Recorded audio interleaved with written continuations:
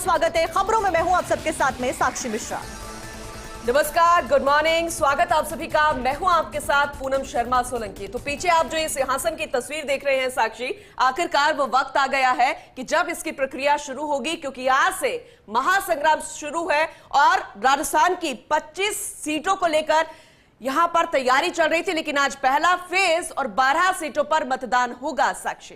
बिल्कुल, मतदान के साथ में पल पल की अपडेट आपको बताएंगे, बड़ी सीटों के बारे में जानकारी देंगे और कौन से वीआईपीज आज वोटिंग करने जा रहे हैं इसके बारे में भी सटीक जानकारी आप तक सबसे पहले पहुंचाएंगे। लेकिन सबसे पहले रुक करते हैं बड़ी खबर का। लोकसभा चुनाव 2024 का आगाज हो चुका है। आज पहले चरण की 102 सीटों पर मतदान होने वाला है। 21 राज्यों की 102 सीटों पर मतदान होगा। बात करें राजस्थान की, तो राजस्थान की 25 सीटें और 25 में से 12 सीटों पर आज मतदान होने वाला है। पूनम, बिल्कुल, और पहले चरण की 102 सीटों पर मतदान, अगर कुल देश भर की बात करें तो 21 राज्य हैं। और तो चलिए सिलसिलेवार आपको राजस्थान की 12 सीटों का विश्लेषण करके बताते हैं कि ये सीटें आज के दिन कितनी महत्वपूर्ण है और कौन सी साक्षी हॉट सीट्स है। सबसे पहले जिक्र करेंगे श्रीगंगानगर का। तो श्रीगंगानगर लोकसभा क्षेत्र की हम बात करें तो अभी भारतीय जनता पार्टी ने इस बार चेहरा बदल दिया। प्रियंका बैलान को मैदान में उतारा है और कांग्रेस से कुलदीप इंदौरा। अगर इनके बारे में समझने की कोशिश करें तो प्रियंका बैलान महिला चेहरा है। इससे पहले निहाल चंद मेघवाल जो 2 बार जीते हैं साक्षी, और कुलदीप इंदौरा की बात करें तो सचिन पायलट के खेमे के माने जाते हैं। हालांकि बीजेपी वाले दावा करते हैं कि इस बार फिर से ये सीट बीजेपी के खाते में जाएगी, लेकिन कांग्रेस ये सोच रही है कि इस बार ये सीट वो हथिया लेगी। लेकिन कितना ही आसान होगा, कितना मुश्किल होगा, क्योंकि यहाँ के मुद्दे जो हैं वो थोड़े से अलग है। क्योंकि किसान आंदोलन का असर जो है वो कितना यहाँ पर पड़ता नजर आएगा, क्योंकि पूरा ये सिंचाई वाला इलाका है, पूरा अगर देखा जाए तो नहरी इलाका है, इसीलिए ये बेहद महत्वपूर्ण हो जाता है साक्षी। बिल्कुल, और जब प्रियंका बैलान की बात की जाती है तो एक और महत्वपूर्ण बात हो जाती है कि एक नए चेहरे को उतारा है, एक महिला चेहरे को उतारा है, तो बहुत महत्वपूर्ण हो जाता है। और जिन 4 जातियों का जिक्र पीएम नरेंद्र मोदी करते हैं, जिसमें ज्ञान का जिक्र करते हैं, उसमें नारी एक महत्वपूर्ण भूमिका निभाती आ रही है। और जब आरक्षण नारियों को दिया गया है, जब महिला आरक्षण को लेकर बिल पारित हुआ है, उस बीच महिला चेहरे को उतारना कई मायनों में खास होता है। बिल्कुल साक्षी, सही कहा। और ऐसे में और ज्यादा विस्तार से समझेंगे इस सीट के बारे में। हमारे साथ हमारे एसोसिएट एडिटर विजेंद्र सोलंकी भी जुड़े हुए हैं। Vijendra, over to you. सबसे पहले तो सियासत जमकर हुई है नारी शक्ति के नाम पर। तो हमने सुपर कवरेज की शुरुआत नारी शक्ति के साथ की। तो आप दोनों को सबसे पहले गुड मॉर्निंग। और पूनम, श्रीगंगानगर सीट पर आपसे बेहतर कोई नहीं समझा सकता, क्योंकि आपका एक गृह जिला है और आपकी संसदीय सीट है। लेकिन फिर भी बीते 2 चुनाव के वोटिंग परसेंटेज क्या रहे वो हम आपको बताते हैं, क्योंकि इस सीट पर बीजेपी और मेघवाल, निहाल चंद मेघवाल, ये एक तरीके से वाइस वर्सा ही रहे हैं। तो जरा देखिए, ग्राफिकली आपको समझाते हैं कि इस सीट के 2014 और 2019 के सियासी समीकरण क्या रहे, वोटिंग परसेंटेज क्या रहे। चलिए ग्राफिक्स के जरिए आपको समझाते हैं। देखिए, 2014 में निहाल चंद मेघवाल को 52.34% वोट मिले, जबकि उनके मुकाबले भंवरलाल मेघवाल को मैदान में उतारा गया था, मास्टर जी को मैदान में उतारा गया था, लेकिन मास्टर जी डंडा चला नहीं पाए थे और 29.14% वोट ही हासिल कर पाए। लेकिन जो 2014 था वो दरअसल मोदी ईरा की शुरुआत कह सकते हैं, क्योंकि जिस तरीके का पूरे देश भर के अंदर एक अलग अलग वोटर्स में उत्साह था, उसका असर इस सीट पर भी पड़ा था। निहाल चंद मेघवाल इस सीट से 5 बार सांसद रह चुके हैं और इस बार उनके चेहरे को बदला गया है। 2019 के समीकरण जरा देखिए, चेहरा बीजेपी ने नहीं बदला था, क्योंकि निहाल चंद मेघवाल लंबे वक्त से इस सीट से सियासत करते आए हैं।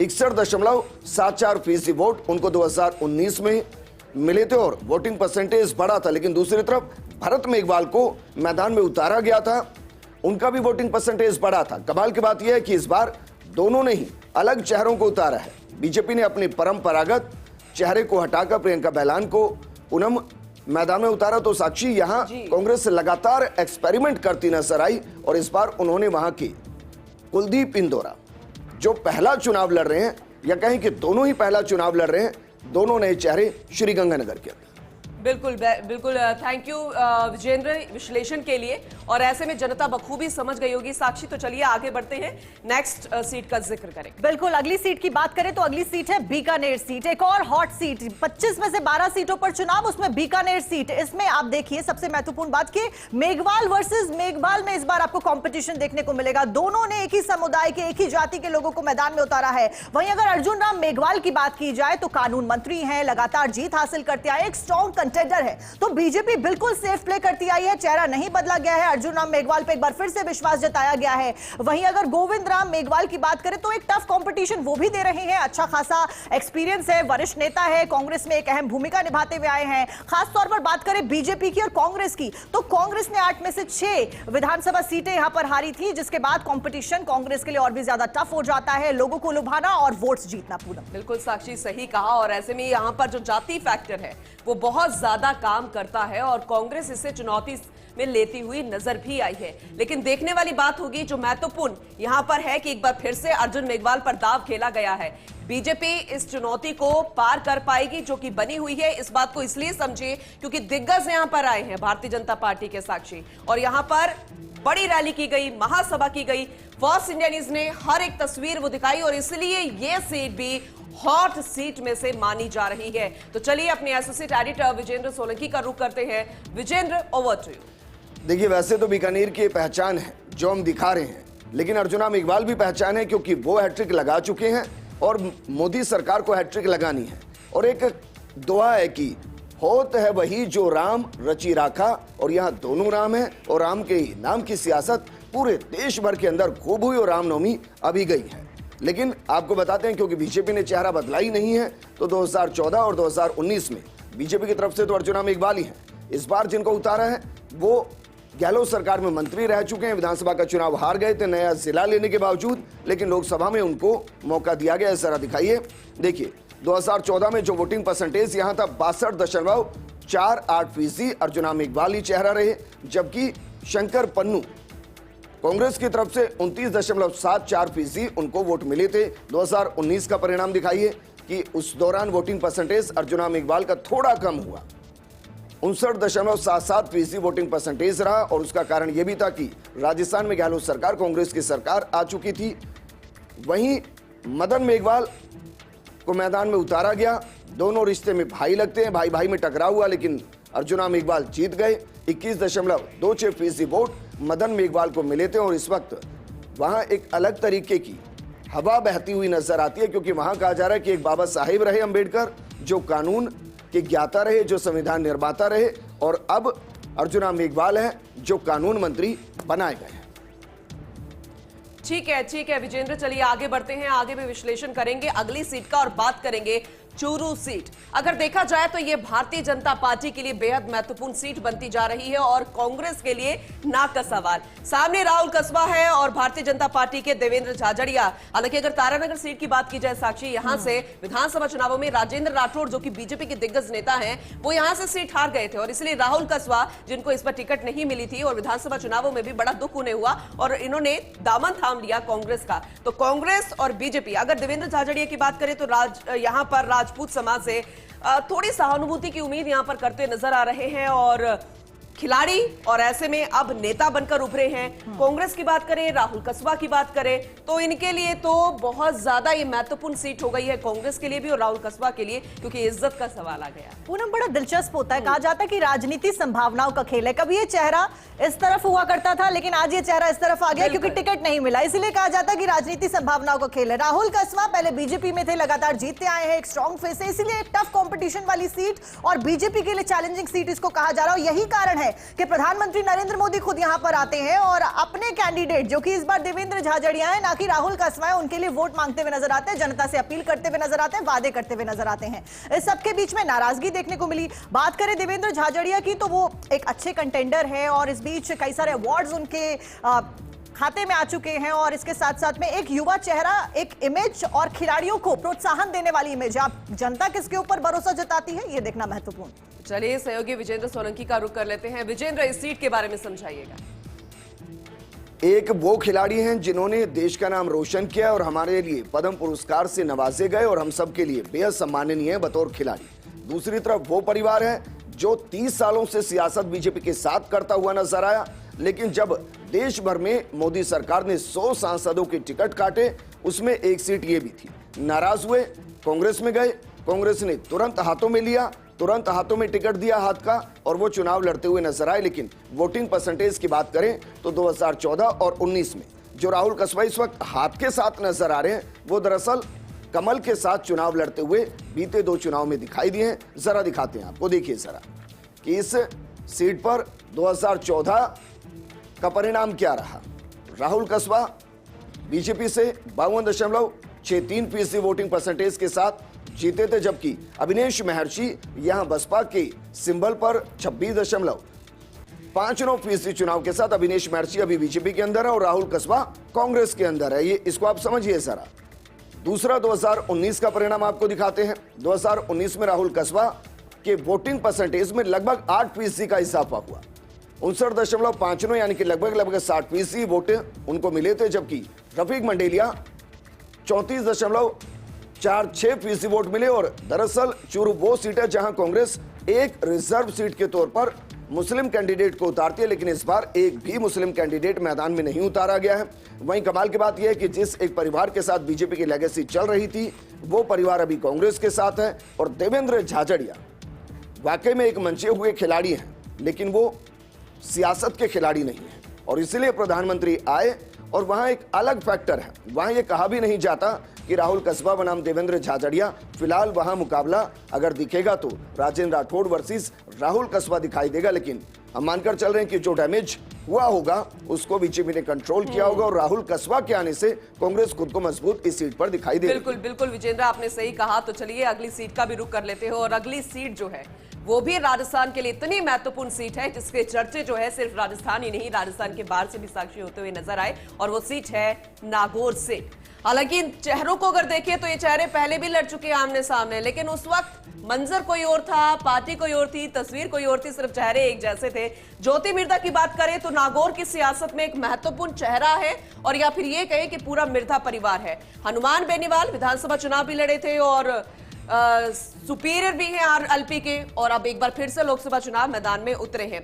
हालांकि पिछली बार भी अगर देखा जाए तो गठबंधन किसी और से था और एक बार गठबंधन किसी और से है, लेकिन मैदान वही है। और ऐसे में ज्योति मिर्धा, वो चेहरा वही, पार्टी कोई और है, लेकिन सिंबल जो आप देख रहे हैं दोनों के बदल गए हैं। आमने सामने पहले भी हुए हैं, लेकिन अब जो लड़ाई हो रही है वो बेहद दिलचस्प है।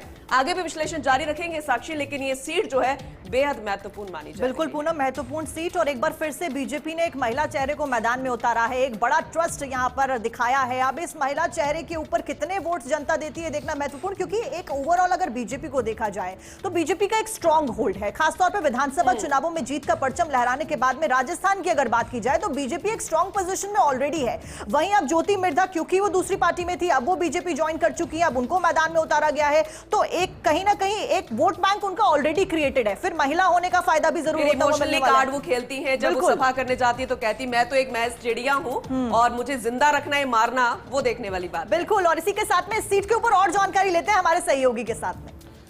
देखिए, इस सीट का मिजाज बहुत अलग है साक्षी, और क्योंकि बलदेव राम मिर्धा, नाथूराम मिर्धा ये किसान परिवार है, और ज्योति मिर्धा अपने आप में उस लेगेसी को आगे लेकर चलती है।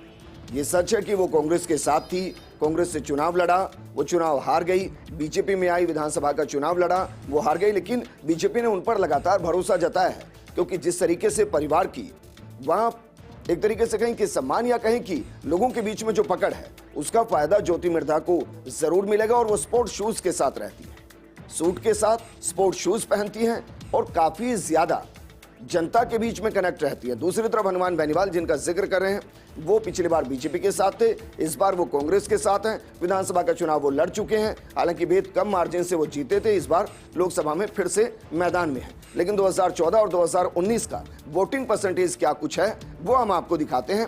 2014 में CR चौधरी को मैदान में उतारा गया था, 41.25% वोट उनको मिले थे। ज्योति मिर्धा कांग्रेस के साथ उस वक्त थी, 33.77% वोट मिले थे, अंतर 10% का भी नहीं था। और ये तब है जब यहां मोदी लहर के बीच में CR चौधरी चुनाव लड़ रहे थे, उसके बावजूद 41% वोट उनको मिले थे। इसे आप समझ सकते हैं कि वहां पकड़ किस तरीके की पार्टियों और नेताओं की रहती है। 2019 का परिणाम आपको बताते हैं। 2019 में हनुमान बेनीवाल गठबंधन के साथ बीजेपी के साथ थे, 54.9% वोट मिले और ये वो दौर था जब हनुमान बेनीवाल को लेकर बहुत तरीके की बातें या कहीं कि एक युवाओं में अलग तरीके का जोश था। 54% वोट उनको मिले थे। ज्योति मिर्धा फिर कांग्रेस से मैदान में थी, लेकिन वो चुनाव हार गई थी। इस बार चेहरों को चेंज कर दीजिए। ज्योति मिर्धा इधर हैं बीजेपी के साथ, हनुमान बेनीवाल गठबंधन के साथ कांग्रेस में चुनाव लड़ रहे हैं। आरएलपी के संयोजक हैं। गठबंधन इस सीट पर कांग्रेस के साथ किया या कहीं इंडिया अलायंस के साथ किया। ठीक है विजेंद्र, जानकारी आपने दी सीट के बारे में, नागौर के बारे में जानकारी दी। अब हम अगली सीट का रुख करते हैं जो कि एक बार फिर से हॉट सीट है। झुंझुनू का जिक्र कर लेते हैं। झुंझुनू के जो समीकरण है, जो नेता है, जो उतरे हैं मैदान में, उनके बारे में जिक्र कर लेते हैं। कैंडिडेट्स कौन से हैं ये भी जान लेते हैं। तो इस बार यहां पर बीजेपी की तरफ से शुभकरण चौधरी को मैदान में उतारा गया है। एक बड़े नेता है, एक स्ट्रॉन्ग होल्ड उनका इस जगह पर है। झुंझुनू की बात कर रहे हैं। कांग्रेस की तरफ से विजेंद्र ओला को उतारा गया। एक टफ कॉम्पिटिशन इसको इसलिए देखा जा रहा है क्योंकि इनके पिता शीशराम ओला यहां पर 1996 से लेकर 2009 तक अगर हम बात करें तो सांसद रहे हैं और अच्छा स्ट्रॉन्ग होल्ड कांग्रेस का रहा है, इनके पिता का रहा। पिता का बेनिफिट यहां पर इस चुनाव में बेटे को कितना मिलता है देखना महत्वपूर्ण। वहीं बीजेपी की बात करें पूनम, तो ये भी एक स्ट्रॉन्ग कंटेंडर। शेखावाटी वैसे भी माना जाता है कांग्रेस का गढ़, विरासत यहां पर मिली है, लेकिन इस बार टक्कर, क्योंकि विधानसभा चुनावों में 8 में से 6 सीटें तो कांग्रेस के खाते में। ज्यादा जानकारी लेंगे अपने सहयोगी से। विजेंद्र, जानकारी दीजिएगा। देखिए, ब्रिजेंद्र ओला एक वरिष्ठ नेता है। शीशराम ओला की लेगेसी को आगे बढ़ाते हैं। शीशराम ओला जो है वो प्रदेश अध्यक्ष रह चुके हैं और 2013 के चुनाव में, विधानसभा चुनाव में जाट मुख्यमंत्री की जब मांग राजस्थान में उठी थी, वो एक प्रमुख चेहरा थे। लेकिन लोकसभा का मिजाज बहुत अलग है और बीते 10 सालों से तो मिजाज पूरा अलग हो चुका है। अमूमन हम बात करते थे कि भाई कांग्रेस वर्सेस बीजेपी मुकाबले होते नहीं। इस बार मोदी वर्सेस इंडिया अलायंस मुकाबला है, या तो मोदी के पक्ष में वोट या मोदी के खिलाफ वोट। लेकिन 2014 और 2019 का परिणाम क्या कुछ रहा वो ग्राफिकली हम आपको बता रहे हैं। जरा देखिए, क्योंकि यहां से उस दौर की शुरुआत होती है जिसे हम कहते हैं कि मोदी अपने आप में एक वोट बैंक हो चला है। झुंझुनू में संतोष अहलावत को बीजेपी ने मैदान में उतारा। 48.5% वोट के साथ वो जीती। राजबाला ओला को कांग्रेस ने मैदान में उतारा। 25.22% वोट उनको मिले। और संतोष अहलावत जब 2014 से 2019 के बीच में मैदान में थी या कहीं की सांसद बन चुकी थी, उनको बेस्ट सांसद का वोट भी मिला था। उसके बावजूद 2019 में उनका टिकट काट दिया गया था। इसको लेकर सवाल भी हुए थे। लेकिन 2019 का वोटिंग परसेंटेज क्या रहा? नरेंद्र कुमार को बीजेपी ने मैदान में उतारा।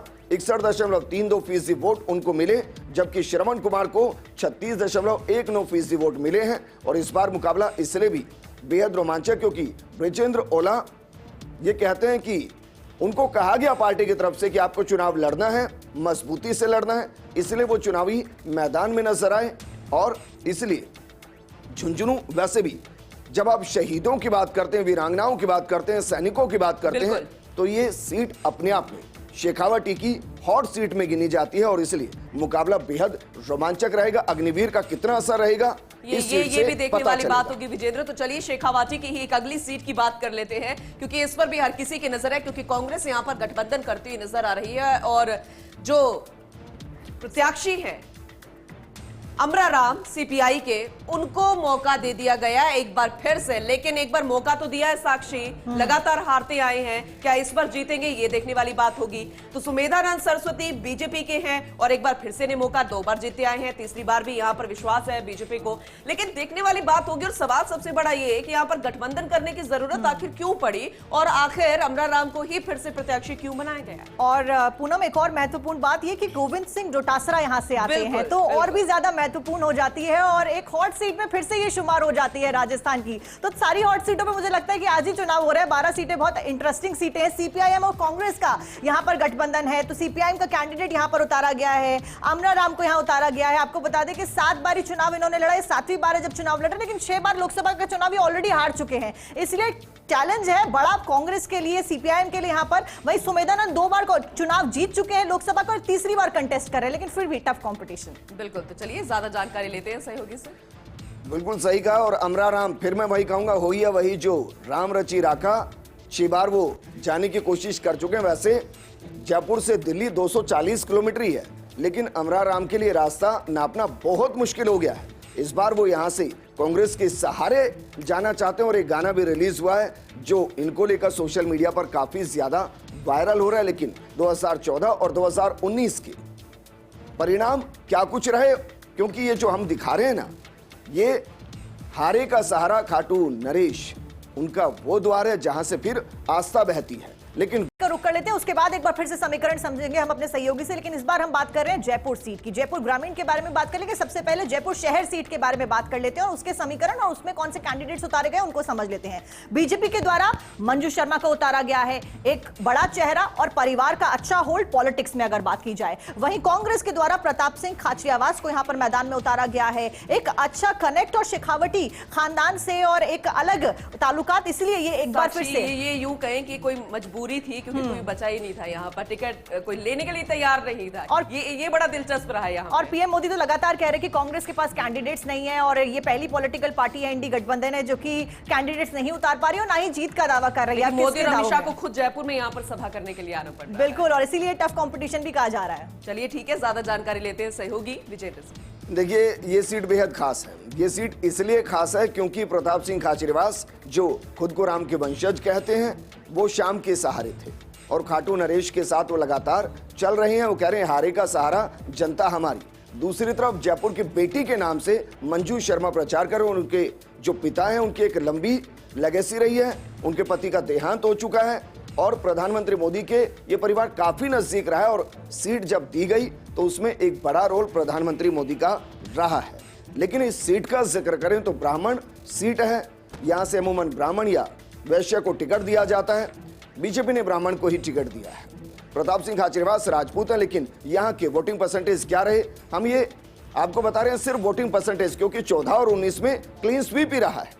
बीजेपी ने 25 की 25 सीटें जीती हैं, इसलिए ये कोई कंफ्यूजन नहीं है। और यहाँ फिर वही प्रॉब्लम है, मैं कहूंगा कि एक बार इन ग्राफिक्स को सही कीजिए, क्योंकि रामचरण बोहरा बीजेपी से हैं और महेश जोशी कांग्रेस से हैं।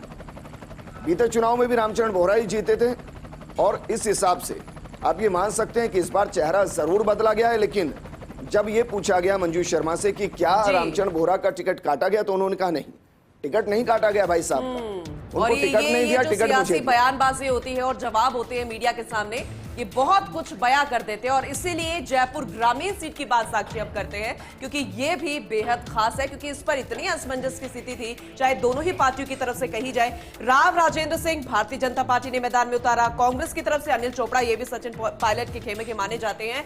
भारतीय जनता पार्टी को बड़ा वक्त लगा साक्षी, क्योंकि यहाँ पर पहले कई नाम सामने आए थे जिसमें महिला कैंडिडेट्स भी थी, लेकिन यहाँ पर राव राजेंद्र सिंह को, जो कि विधानसभा के पूर्व उपाध्यक्ष भी रह चुके हैं, कांग्रेस से अनिल चोपड़ा, और विधानसभा चुनावों में देखा जाए तो यहां पर भी बार बार सियासी समीकरण बदलते हुए नजर आए और हर बार ऐसा होता है। और जयपुर ग्रामीण से राज्यवर्धन राठौड़ की सीट है और इसीलिए बहुत दिलचस्प है ये मुकाबला। जाट वर्सेस राजपूत की लड़ाई एक बार फिर से देखने को मिलेगी इस सीट की अगर बात करते हैं। और महत्वपूर्ण ये भी हो जाता है कि इस सीट पर जो वोटर्स हैं, अगर उनको समझा जाए तो वो राम मंदिर से काफी ज्यादा प्रभावित है, वो हिंदुत्व के मुद्दे से काफी ज्यादा प्रभावित है और इसीलिए कहा जा रहा है कि बीजेपी को इसका बेनिफिट मिल सकता है। लेकिन एक बार फिर से जाट वर्सेस राजपूत की लड़ाई दोनों को देखने को मिलेगी, तो क्या कुछ होता है ये समझना बेहद महत्वपूर्ण। और एक बार ग्राफिक्स का रुख कर लेते हैं, क्या कुछ हमारे सहयोगी समझाते हैं उनसे समझ लेते हैं। देखिए, इस सीट की सियासत बहुत अलग है, ग्रामीण इलाका है, लेकिन यहाँ शूटर रहे हैं।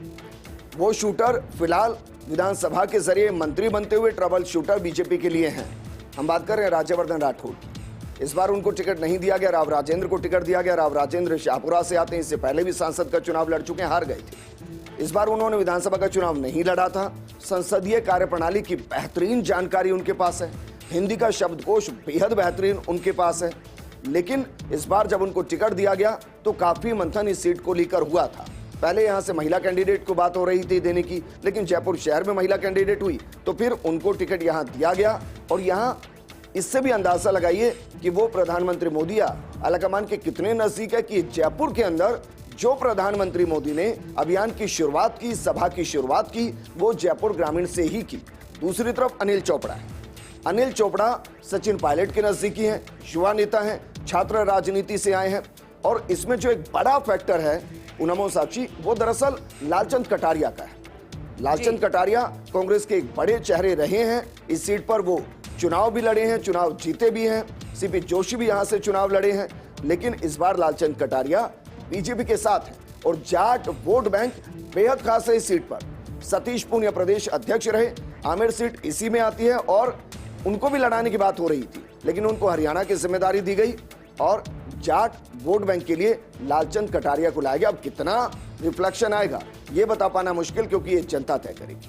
बिल्कुल बिल्कुल विजेंद्र सही कहा, और इसीलिए हर एक सीट का विश्लेषण फर्स्ट इंडिया दर्शकों तक पहुंचा रहा है, क्योंकि मतदान करने से पहले ये तस्वीरें समझनी भी जरूरी है और यहां पर कौन किसके सामने किस तरीके से चुनौती के रूप में खड़ा है ये जानना भी बेहद जरूरी है। बिल्कुल, और इसी के वेलकम बैक, सिंहासन देख रहे हैं आप और सबसे पहले सबसे सटीक कवरेज फर्स्ट इंडिया पर आप देख रहे हैं। जानकारी लगातार हम आपको दे रहे हैं और किसके सर पर सजेगा प्रधानमंत्री की कुर्सी का वो ताज, ये देखना महत्वपूर्ण। और उसी के लिए आज इलेक्शन की शुरुआत हो चुकी है। 21 राज्यों की 102 सीटों के ऊपर आज मतदान हो रहा है। राजस्थान की 25 में से 12 सीटों पर मतदान हो रहा है और उसी के ऊपर सटीक विश्लेषण लगातार पूनम हम दे रहे हैं। बिल्कुल, और अगली सीट का हम जिक्र कर रहे हैं उससे पहले आपको एक बार फिर से ये बता दें या फिर यूं कह दें कि आपसे अपील कर ले कि आपका एक वोट कितना कीमती हो सकता है।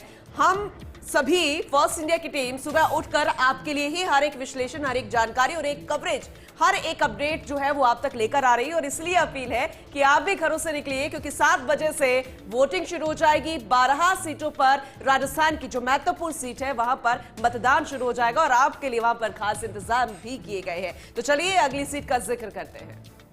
बिल्कुल, अगली सीट है अलवर सीट, जिसके बारे में जानकारी देंगे। अलवर की बात करें तो यहां पर बीजेपी ने भूपेंद्र यादव को मैदान में उतारा है। बड़ा चेहरा, एक बड़े मंत्री और एक वरिष्ठ नेता बीजेपी की ओर से उतारे गए। कांग्रेस की बात करें तो कांग्रेस ने ललित यादव को यहां पर मैदान में उतारा है। पूनम, वैसे तो देखा जाए तो मुकाबला ट्रायंगल है और इसे समझने के लिए अपने सहयोगी का रुख करेंगे।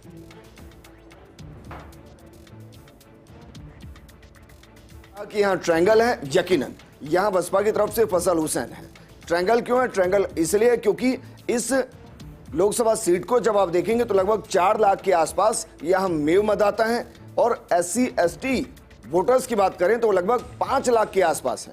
अब जरा सोचिए, 20 लाख की एक लोकसभा में अगर 9 लाख वोटर ऐसे हों जो एक पार्टी के साथ अटैच रहे हो या फिर उधर की तरफ उनको लगता है कि इधर रुझान ठीक है, तो यहाँ फैसल हुसैन क्या ट्रायंगल बना रहे हैं, बीजेपी के वोट काट रहे हैं या कांग्रेस के वोट काट रहे हैं, ये जनता को तय करना है। लेकिन ये सही कहा कि यहाँ मुकाबला बेहद रोमांचक है। एक तरफ एकदम वरिष्ठ नेता और दूसरी तरफ युवा नेता ललित यादव विधायक हैं और वो अब लोकसभा का चुनाव लड़ रहे हैं। हालांकि इस सीट से भंवर जितेंद्र चुनाव लड़ते आए हैं कांग्रेस से, लेकिन बीते चुनाव से हारते भी आए हैं। तो जरा देखिए 2014 और 2019 का वोटिंग परसेंटेज इस सीट पर क्या कुछ रहा है।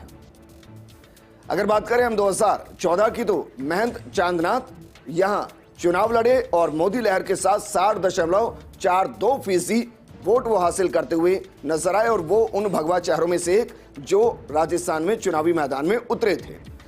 भंवर जितेंद्र सिंह 33.71% वोट हासिल कर पाए, लगभग आधे वोट ही मिले और वो चुनाव हार गए थे।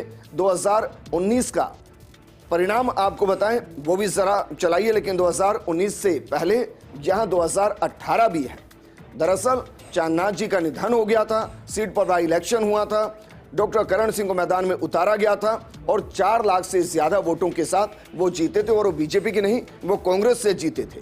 यानी कि 2019 से पहले जो बाई इलेक्शन हुआ उसमें कांग्रेस जीती, बंपर वोटों से जीती।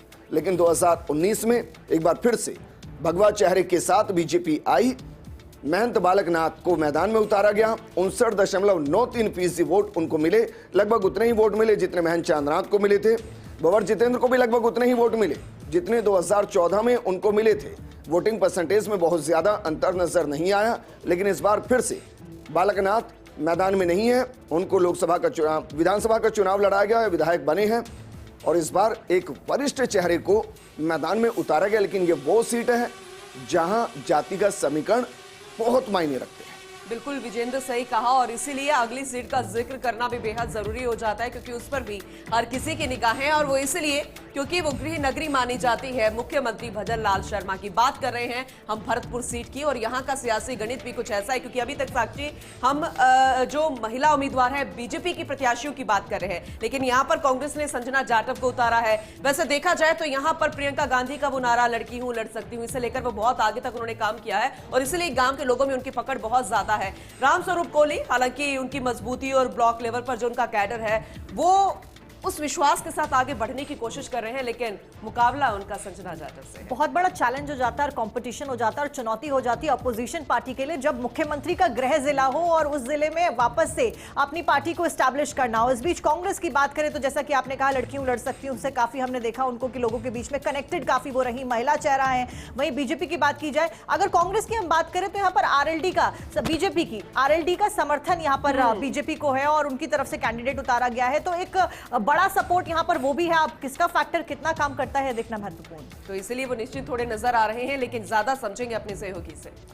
बिल्कुल, आप जिक्र करें भरतपुर का, भरतपुर देखिए राजशाही के लिए भी जानी जाती है।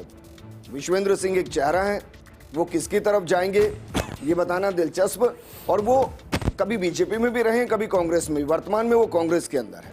रंजीता कोहली यहां से लगातार चुनाव जीती हैं, लेकिन इस बार उनको मैदान में नहीं उतारा गया है। सवाल इन सब के बीच में यह है कि मुख्यमंत्री का जिक्र आपने किया, यकीनन उनका गृह जिला है और वो अंतिम वक्त तक इस सीट पर मेहनत करते हुए भी नजर आए हैं। वहीं अगर इस सीट का मिजाज समझे तो मिजाज कांग्रेस के पक्ष में विधानसभा चुनाव के इर्द गिर्द जाता नजर आता है, लेकिन ये लोकसभा का चुनाव है। आपने एक और बात का जिक्र किया, आपने जिक्र किया कि संजना जाटव को यहां कांग्रेस की तरफ से मैदान में उतारा गया है, महिला कैंडिडेट है, जबकि यहां बीजेपी ने जिन महिलाओं को मैदान में उतारा है, इस सीट पर महिला का टिकट काट कर मैदान में उतारा है। तो ये भी एक इंटरेस्टिंग फैक्टर इस सीट पर है। भरतपुर के साथ एक और चीज है जिसका जिक्र कर रहे थे मेरे सहयोगी स्टूडियो से, सुभाष गर्ग का।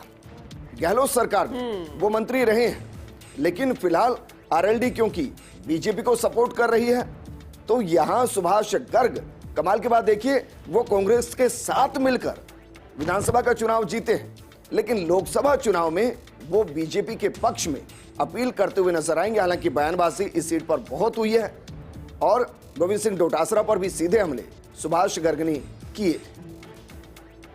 बिल्कुल विजेंद्र, जानकारी आपने दी और इसी के साथ में अब हम अगली सीट का जिक्र कर लेते हैं। पूनम, अगली सीट हमारे साथ में करौली धौलपुर सीट, जिसके बारे में हम आपको जानकारी देंगे, कौन से कैंडिडेट्स किस पार्टी के द्वारा उतारे गए हैं वो एक बार समझ लेते हैं, सियासी समीकरणों पर नजर डाल लेते हैं। बीजेपी के द्वारा इंदु देवी जाटव को यहाँ पर मैदान में उतारा। इंदु देवी जाटव की बात की जाए तो एक बड़ी नेता है और साथ साथ में जनता के साथ में कनेक्ट काफी ज्यादा रहा है, लोगों के बीच में घुलना मिलना, बातचीत करना और जनता से संवाद करना, अच्छा कनेक्ट। उस बीच कांग्रेस के द्वारा भजनलाल जाटव को उतारा गया है। जाटव वर्सेस जाटव की लड़ाई एक बार फिर से, लेकिन एक्सेप्ट कर नहीं पा रहे वहां की जनता, क्योंकि ये रहने वाले वहां के नहीं है। लेकिन देखने वाली बात होगी, जो चुनौती फिलहाल कांग्रेस ने अपने ऊपर ले ली है, क्या जनता उससे पार पा पाएगी, ये देखने वाली बात होगी, क्योंकि जनता जनार्दन है और वो उसे चुनेगी जो उनके मुद्दों को पूरा करेगा, उनके वादों को पूरा करेगा।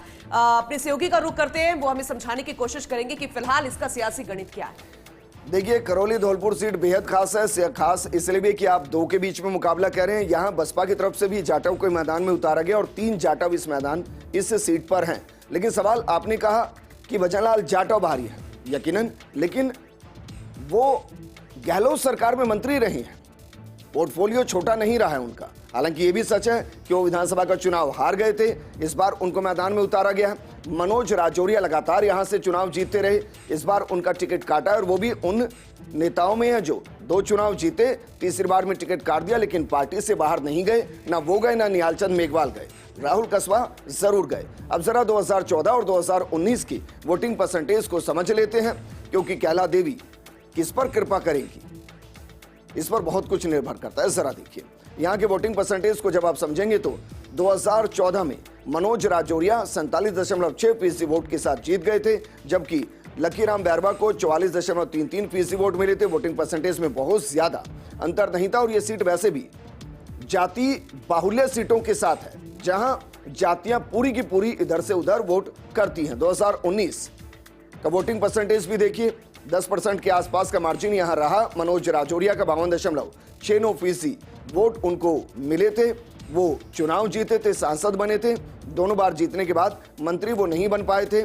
संजय जाटव 42.91% वोट उनको मिले थे, कांग्रेस से वो चुनाव लड़े, हार गए थे। मनोज राजौरिया के लिए नाराजगी भी थी, उनके लिए कहा जाता है कि कोरोना के वक्त में बहुत ज्यादा सक्रिय नजर नहीं आए, ये जनता का परसेप्शन है, हमारा नहीं है। वो वैसे भी सक्रिय नजर नहीं आए, वो भी जनता कह रही थी। और शायद बीजेपी में क्योंकि कई सर्वे होते हैं और यही वजह हो सकती है कि सर्वे में जब 2 बार के जीते कैंडिडेट को लेकर जनता में एंटी इनकम्बेंसी नजर आई हो, तो उनका टिकट काट दिया गया, नए चेहरे को मौका दिया गया। सीट बेहद खास है।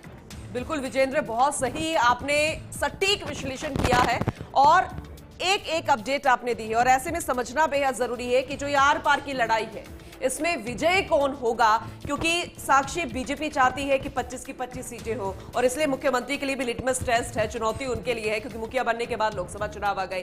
कांग्रेस चाहती है कि कुछ ना कुछ, कोई ना कोई सीट तो इस बार तो उनके खाते में आ ही जाए। खैर, महाकवरेज लगातार जारी है, लेकिन इस बीच एक बार फिर से अपील, क्योंकि महज 1 घंटे का वक्त रह गया है, आप तैयार हो जाइए घर से निकलने के लिए, क्योंकि ये महापर्व है लोकतंत्र का।